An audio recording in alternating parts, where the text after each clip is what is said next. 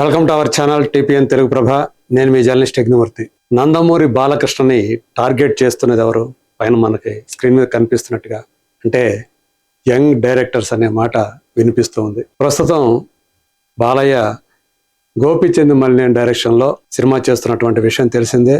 అది NBK 111 అనేటువంటి working టైటిల్తో రూపొందుతూ ఉంది. సో ఇప్పుడు మరి ఆ సినిమా తర్వాత తను హీరోగా 2 సినిమాలు ఒప్పుకున్నాడు.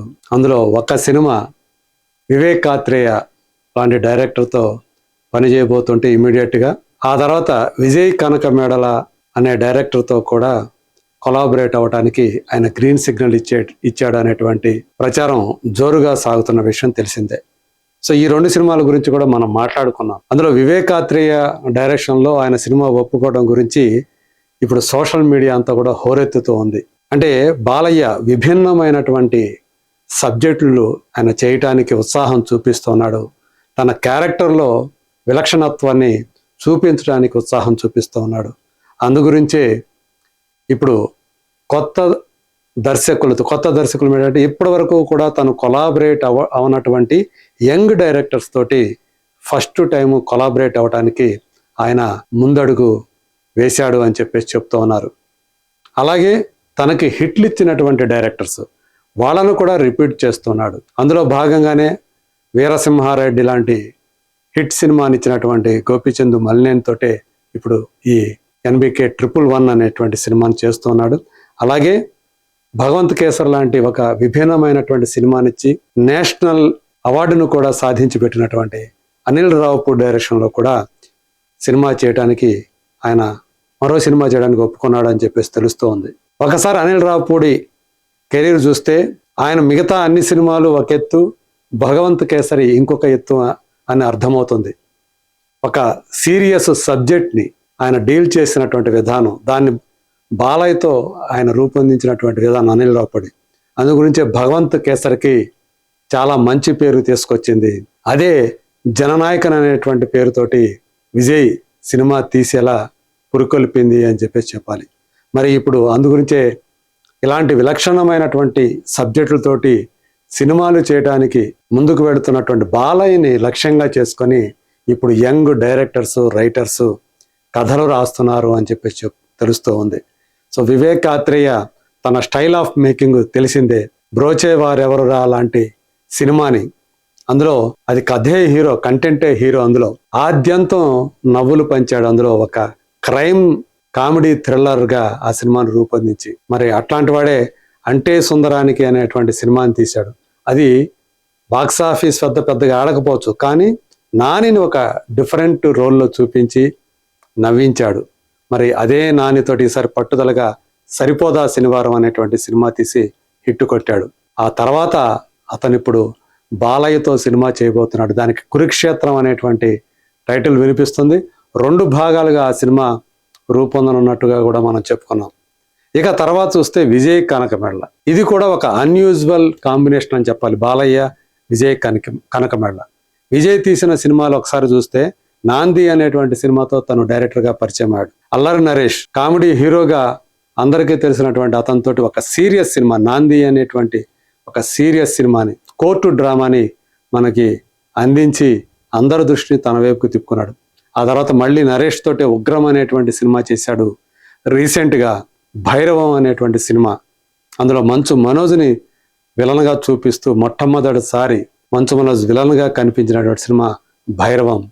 మరి అందులో బెల్లంకొండ సాయి శ్రీనివాస్, అలాగే నారా రోహిత్ హీరోలుగా కనిపిస్తారు.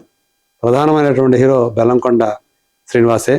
మరి అలాంటి సినిమాల డైరెక్టర్ తోటి కొలాబరేట్ అవ్వాలని చెప్పేసి బాలయ్య నిశ్చయించుకోవటం కూడా అందరినీ ఆశ్చర్యపరుస్తుంది. వాళ్ళిద్దరే కాదు, ఇప్పుడు పలువురు యంగ్ డైరెక్టర్స్ బాలయ్యతోటి సినిమాలు చేయటానికి వాళ్ళు ఆసక్తి చూపిస్తూ ఉన్నారు. మరి అంటే తన సమకాలీనటువంటి హీరోల్లో చూస్తే కనుక ఇప్పుడు వాళ్ళందరూ కూడా యంగ్ డైరెక్టర్స్ అందరూ కూడా చిరంజీవి, నాగార్జున, వెంకటేష్ వీళ్ళని కాకుండా బాలయ్యను చూజ్ చేసుకోవటంపై కూడా ఇప్పుడు రసవత్తరమైనటువంటి చర్చ సోషల్ మీడియాలో జరుగుతోంది. అంటే బాలయ్య ఎలా ఎంకరేజ్ చేస్తాడు యంగ్ డైరెక్టర్స్ని, సేఫ్ జోన్ అనే దాన్ని పక్కన పెడతాడు. సో ఎవరైతే తనని కన్విన్స్ చేస్తారో కంటెంట్ తోటి, కథతోటి, వాళ్ళకి బాలయ్య ఆఫర్లు ఇస్తాడు.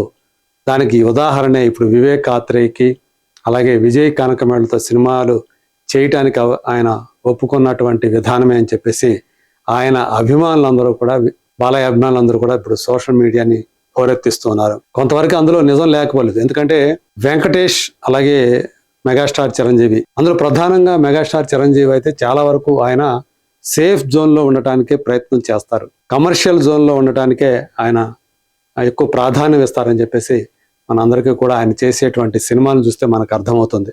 ఎప్పుడైనా అంటే ఆయన మెహర్ రమేష్ డైరెక్షన్లో సినిమా చేయవచ్చు, అతను హిట్ డైరెక్టర్ కాదు, కానీ ఆయన చేసినటువంటి భోళా శంకర్ తమిళ్లో హిట్ సినిమా, అందుకని ఆల్రెడీ ప్రూవ్డ్ సబ్జెక్ట్ కాబట్టి దాన్ని ఏం చెడగొడతాడులే అని చెప్పేసి ఒక భరోసాతోటి మెహర్ రమేష్కి ఇస్తే, అది మెహర్ రమేష్ దాన్ని తెలుగు ఆడియన్స్కి రీచ్ అయ్యే విధంగా తీయలేకపోవడం అతని లోపం అనే చెప్పాలి. సో అందుకనే అది డిజాస్టర్ అయింది.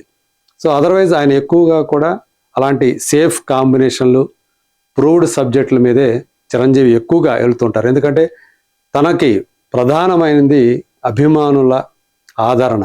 సో వాళ్ళ కోసమే సినిమాలు చేయడానికి చిరంజీవి ప్రయత్నిస్తూ ఉంటారు. సో వెంకటేష్, సో ఆయన బ్యాలెన్స్ చేస్తూ ఉంటారు రకరకాల కథల్ని. సో ఆయన కూడా అప్పుడప్పుడు సేఫ్ జోన్లో నుంచి బయటకు వచ్చి సినిమాలు చేసిన సందర్భాలు ఉన్నాయి. కానీ బట్ ఇప్పుడు బాలయ్య స్పీడ్ చూస్తుంటే తన సమకాలీన హీరోల్లో అందరికంటే ఎక్కువగా ప్రయోగాలు చేస్తూ ఉన్నటువంటి హీరోగా, కొత్త దర్శకులకి అంటే ఇప్పుడు దాకా తను కొలాబరేట్ అవనటువంటి ఫస్ట్ టైం తనతోటి కలవటానికి ప్రయత్నం చేస్తున్నటువంటి డైరెక్టర్స్కి ఆయన ప్రాధాన్యం ఇస్తున్నారు. అంటే కేవలం అట్లా, అదే కాకుండా సబ్జెక్టు కథతోటి తన ఇంప్రెస్ చేసేటువంటి డైరెక్టర్స్కే ఆయన ప్రాధాన్యం ఇస్తున్నారని చెప్పేసి ఇప్పుడు అందరూ కూడా అంటున్నారు. ఇప్పుడు మనం వివేకాత్రేయ, విజయ్ కానకమేడల తర్వాత మరికొంతమంది ఫస్ట్ టైం డైరెక్టర్స్ తోటి తను కొలాబరేట్ కాబోతున్నట్టుగా మనకి సమాచారం అందుతుంది విశ్వసనీయమైనటువంటి వర్గాల ద్వారా.